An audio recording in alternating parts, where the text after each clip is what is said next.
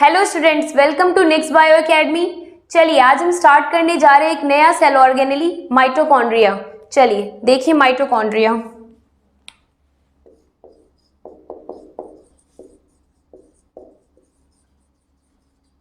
Mitochondria, ठीक है। देखो, सबसे पहले जब कभी भी माइटोकॉन्ड्रिया वर्ड आता है तो हमारे दिमाग में क्या आता है? Power house of the cell, ठीक है। क्यों बोलते हैं इसको power house of the cell? क्योंकि ये सेलुलर रेस्पिरेशन करके क्या करता है? एटीपी का फॉर्मेशन करता है। सबसे पहले तो ये माइटोकॉन्ड्रिया किस में इन्वॉल्व होगा? सेलुलर रेस्पिरेशन में होगा, ठीक है। यानी कि माइटोकॉन्ड्रिया का काम क्या होगा? रेस्पिरेशन, ठीक है। क्या करता है ये? एटीपी का फॉर्मेशन करता है। तो हम क्या देखते हैं कि जो माइटोकॉन्ड्रिया है इसे हम क्या बोलते हैं? Power house of the cell, ठीक है। और किस में इन्वॉल्व होता है? It involve in cellular respiration and formation of ATP. यानी कि जो हमारा एनर्जी का फॉर्मेशन हो रहा है माइटोकॉन्ड्रिया में, वो किस फॉर्म में हो रहा है? तो एटीपी के फॉर्म में हो रहा है, ठीक है। जब हम माइटोकॉन्ड्रिया की बात करते हैं तो हम क्या देखते हैं? माइटोकॉन्ड्रिया हमारा डबल मेम्ब्रेन बाउंड ऑर्गेनेली है, ठीक है। कैसा है हमारा? तो डबल मेम्ब्रेन बाउंड ऑर्गेनेली।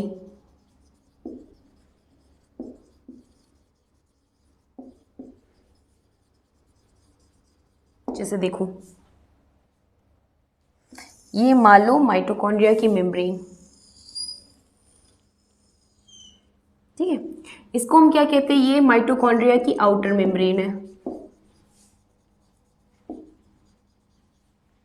ठीक है। फिर इसके बाद हम क्या देखते हैं कि माइटोकॉन्ड्रिया की इनर मेम्ब्रेन में क्या होती है? इस तरह से इनफोल्डिंग हो जाती है,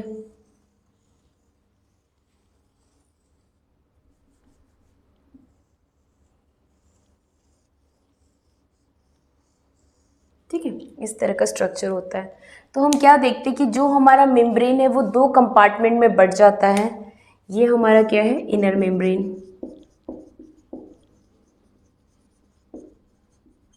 ठीक है। इनर मेम्ब्रेन और आउटर मेम्ब्रेन के बीच में जो स्पेस है, ठीक है, इन दोनों के बीच में हम क्या देखते हैं कि ये इनके बीच में जो स्पेस है इसको हम पेरी माइटोकॉन्ड्रियल स्पेस कहते हैं, ठीक है। पेरी माइटोकॉन्ड्रियल स्पेस,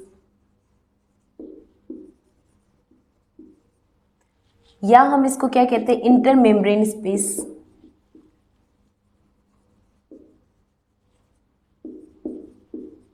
ठीक है। जब इनर मेम्ब्रेन की इनफोल्डिंग हो जाती है तो उसे हम क्या कहते हैं? क्रिस्टी। और क्रिस्टी का काम क्या होता है कि ये क्या करता है कि जो हमारा सरफेस एरिया है इनर मेम्ब्रेन का उसको इंक्रीज कर देता है, ठीक है। Cristae increases the surface area of, increases the surface area of matrix,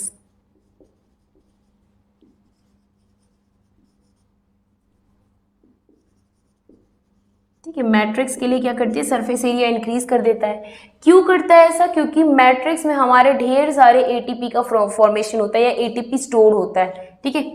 ये हमारा आउटर मेम्ब्रेन हो गया। आउटर मेम्ब्रेन का फर्स्ट कंपार्टमेंट हमारा peri mitochondrial space. Inner membrane में क्या देखते हैं कि इसके अंदर हमारा एक और स्पेस होता है जिसे हम क्या कहते हैं? मैट्रिक्स, ठीक है। ये क्या है हमारा? मैट्रिक्स, यानी माइटोकॉन्ड्रिया का मैट्रिक्स, ठीक है। हम क्या देखते हैं? ये माइटोकॉन्ड्रिया का मैट्रिक्स है। अब माइटोकॉन्ड्रिया के मैट्रिक्स में क्या क्या पाया जाता है? तो इसमें हमारे कुछ आरएनए प्रेजेंट होगा, कुछ डीएनए प्रेजेंट होता है, और डीएनए जो होता है वो सर्कुलर डीएनए प्रेजेंट होता है या double standard circular DNA present होता है, राइबोसोम प्रेजेंट होता है। और सेंटर में इसका सरफेस एरिया ज़्यादा होने की वजह से एटीपी जो बनता है वो हमारा स्टोर होता है कहाँ?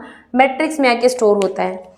ये जो हमारी क्रिस्टी होती है, क्रिस्ट पे हम क्या देखते हैं? कुछ हमारा स्पेशल टाइप का स्ट्रक्चर प्रेजेंट होता है, या कह सकते हैं कुछ लॉलीपॉप लाइक स्ट्रक्चर प्रेजेंट होता है जिसको हम क्या कहते हैं? F1 F0 पार्टिकल या फिर ऑक्सीजोम, ठीक है। ये हमारा इंपॉर्टेंट है, ऑक्सीजोम या फिर F1 F0 पार्टिकल, ठीक है। ये जो F1 F0 पार्टिकल है इसी का काम क्या होता है, एटीपी का प्रोडक्शन करवाना। देखो कैसे कराएगा, ये तो हमें समझ में आ गया कि जो हमारा माइटोकॉन्ड्रिया होता है, माइटोकॉन्ड्रिया में आउटर मेम्ब्रेन होती है, आउटर मेम्ब्रेन इनर मेम्ब्रेन से हमारी डिफरेंट कैसे होती है, तो इनर मेम्ब्रेन जो होती है, यहाँ पे जो मेम्ब्रेन होती है इसकी इनफोल्डिंग हो जाती है, और इनफोल्डिंग होने की वजह से हम इसे क्या बोलते हैं, क्रिस्टी बोलते हैं। इनफोल्डिंग क्यों होती है, ताकि ये जो हमारा सेल मेम्ब्रेन है इसकी सरफेस एरिया को बढ़ा दे, ठीक है, क्योंकि हमारा सेलुलर रेस्पिरेशन का काम करना है अभी। और देखो जो हमारी मेम्ब्रेन होती है ना, आउटर और इनर मेम्ब्रेन, इनमें हमारे ढेर सारे एंजाइम पाए जाते हैं। रीज़न क्या है इसका, क्योंकि माइटोकॉन्ड्रिया किस में इन्वॉल्व है, सेलुलर रेस्पिरेशन में, ठीक है। सेलुलर रेस्पिरेशन जब होता है तो हमारा कुछ काम इनर मेम्ब्रेन में भी होगा, कुछ हमारा पेरी माइटोकॉन्ड्रियल स्पेस में होता है, कुछ हमारा मैट्रिक्स के अंदर होता है, ठीक है। तो हम क्या देखते हैं कि जो हमारा आउटर मेम्ब्रेन है, ठीक है, या इनर मेम्ब्रेन, इसमें हमारे एंजाइम पाए जाते हैं।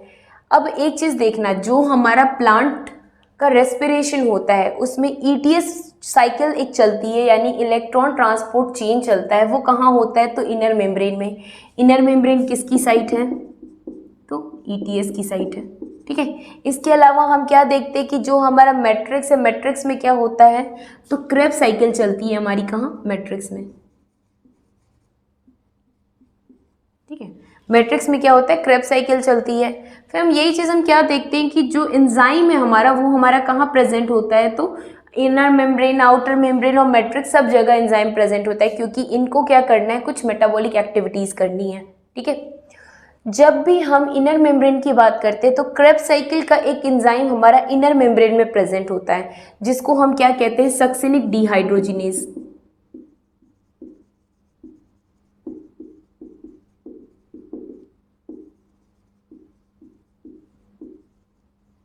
ठीक है।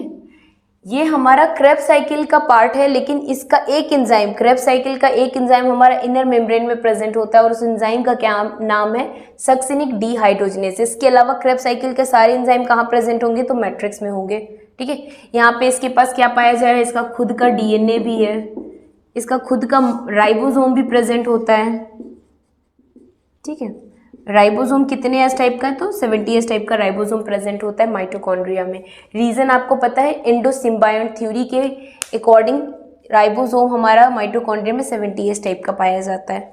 देखो अब हम जब ऑक्सीसोम की बात करते हैं तो देखो ये हमारा क्या है, इनर मेम्ब्रेन, ठीक है। इनर मेम्ब्रेन में एक स्पेशल टाइप का स्ट्रक्चर हमको देखने को मिलता है, जैसे इस तरह से। ये हमारा क्या है, F0 वाला पार्ट, यहाँ से क्या होता है कि स्टॉक लगी होती है, ठीक है, इस तरह से एक स्टॉक लगी होती है, और ऊपर हम क्या देखते हैं कि F1 पार्टिकल का इस तरह से ऐसे F1 पार्टिकल होता है, ठीक है। देखो तो हम क्या देख रहे हैं कि ये हमारा इनर मेम्ब्रेन के बाद ये वाला हमारा पेरी माइटोकॉन्ड्रियल स्पेस होता है।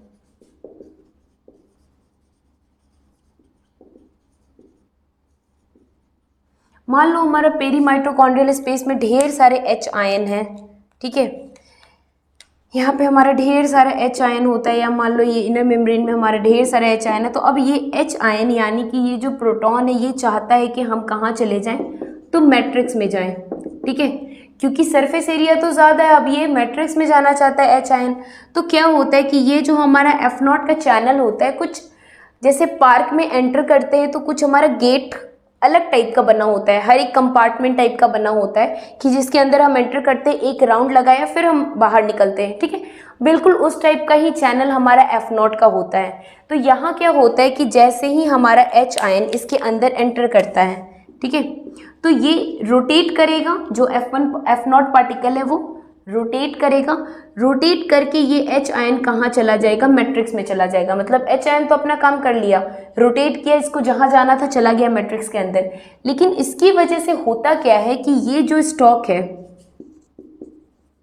ठीक है, स्टॉक में रोटेशन होता है, जैसे ही रोटेशन होता है ये जो गोल वाला पार्ट है इसको हम F1 पार्ट कहते हैं, या F1 पार्टिकल वाला पार्ट। तो जैसे ही ये रोटेट करता है, ये हमारा F1 पार्टिकल में ढेर सारा ADP और इनऑर्गेनिक फॉस्फेट होता है, ठीक है, ADP प्लस इनऑर्गेनिक फॉस्फेट होता है। मान लो यहाँ पे ADP है, यहाँ पे इनऑर्गेनिक फॉस्फेट है। अब इन दोनों को मूवमेंट का मौका मिल जाता है, ये रोटेट किया, इसके अंदर रोटेशन हुआ, एडीपी कहीं बैठा हुआ है, कहीं इनऑर्गेनिक फॉस्फेट है, वो दोनों आके जुड़ गए और जुड़ने के बाद क्या बना दिया, एटीपी बना दिया। ठीक है, तो यहाँ से एटीपी बना बना के किसके पास भेज रहे हैं, तो मैट्रिक्स में भेज रहे हैं। बिल्कुल यही सेम चीज़ हमारी क्या होती है, ऐसे ही एटीपी का फॉर्मेशन होता है। जैसे मान लो कि ये हमारा ऑक्सीजोम है, ये हमारा F1 पार्टिकल, ये एटीपी बना बना के कहाँ दे रहा है, मैट्रिक्स में दे रहा है, और मैट्रिक्स में एटीपी स्टोर होते रहता है। ठीक है, ये हमारा प्रोसेस था एटीपी के फॉर्मेशन का। ठीक है, चलिए अब हम बात करने जा रहे हैं माइटोकॉन्ड्रिया के रिगार्डिंग कुछ फैक्ट्स की। ठीक है, इतनी चीज़ें जो हमारी जो मेन इंपॉर्टेंट थे पार्ट यही थे। क्वेश्चन कैसे आएंगे इससे, तो एक क्वेश्चन हमारा क्रिस्टी से फिक्स रहता है, क्रिस्टी क्या है या क्रिस्टी कहाँ प्रेजेंट होता है। ठीक है, तो क्रिस्टी किसका पार्ट है, माइटोकॉन्ड्रिया का पार्ट है। ऑक्सीजोम किसका पार्ट है, माइटोकॉन्ड्रिया का पार्ट है। तो ये मैच दी कॉलम में इस तरह से रहता है कि थैलाकोइड किस में पाया जाता है या क्या होता है, स्ट्रोमा कहाँ पाया जाता है, क्या होता है, मैट्रिक्स कहाँ पाया जाता है, क्या होता है, ऑक्सीजोम हो गया, क्रिस्टी हो गया। तो ये डायरेक्ट क्वेश्चन हमारे नीट में रहते हैं। तो इतना मतलब बस हमें स्ट्रक्चर याद करना है कि स्ट्रक्चर में क्या है, बस चीज़ें हो जाएंगी। चलो अब कुछ अलग से कुछ चीज़ें हम देखते हैं।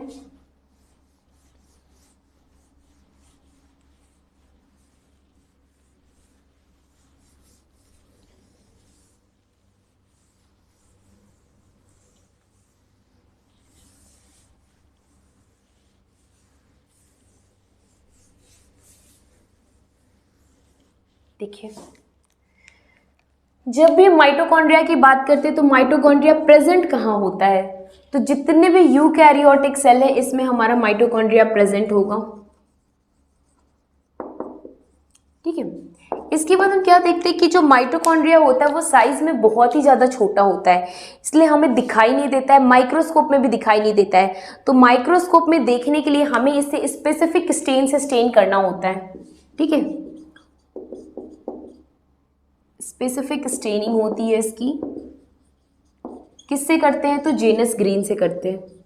ठीक है, जेनस ग्रीन क्या है, ये हमारा एक स्टेन है जिससे हम माइटोकॉन्ड्रिया को देखने के लिए स्टेन करते हैं।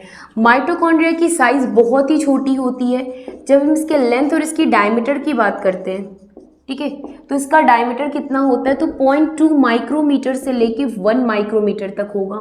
ठीक है, और लेंथ कितनी होती है, तो 1 माइक्रोमीटर से लेके 4 माइक्रोमीटर तक होता है। तो देखो साइज कितनी ज़्यादा छोटी है। अगर हम इसके शेप की बात करते हैं तो शेप इसका वेरी करता है हर एक सेल में। ऐसे हमारा शेप कैसा होता है, तो सॉसेज शेप का होता है। ठीक है, जैसे हम कह सकते हैं कि इस टाइप का कुछ शेप होता है इसका, या एक खीरा देखा है ना, कुकुम्बर, बिल्कुल उसी टाइप का इसका शेप होता है, सॉसेज शेप का। देखो, जब भी हम माइटोकॉन्ड्रिया की बात करते हैं तो माइटोकॉन्ड्रिया एक सेल में कम से कम 1000 से 1600 आपके माइटोकॉन्ड्रिया प्रेजेंट होते हैं। माइटोकॉन्ड्रिया के केस में क्या है, काम क्या है इसका, एटीपी का प्रोडक्शन करना।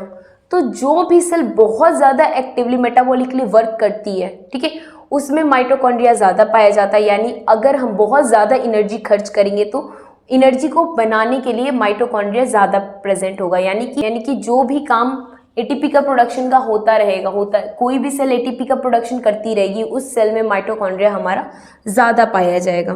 ठीक है, बाकी हमारा सबसे इंपॉर्टेंट पॉइंट क्या होता है कि माइटोकॉन्ड्रिया जो है ये power house of the cell है।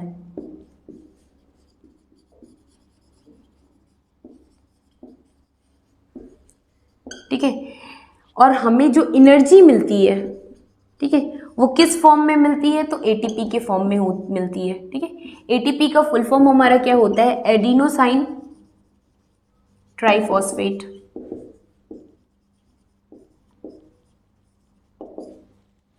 ठीक है, दूसरी चीज हम क्या देखते हैं कि जो माइटोकॉन्ड्रिया होता है, माइटोकॉन्ड्रिया भी एक तरह का सेमी ऑटोनोमस ऑर्गेनेल ही है।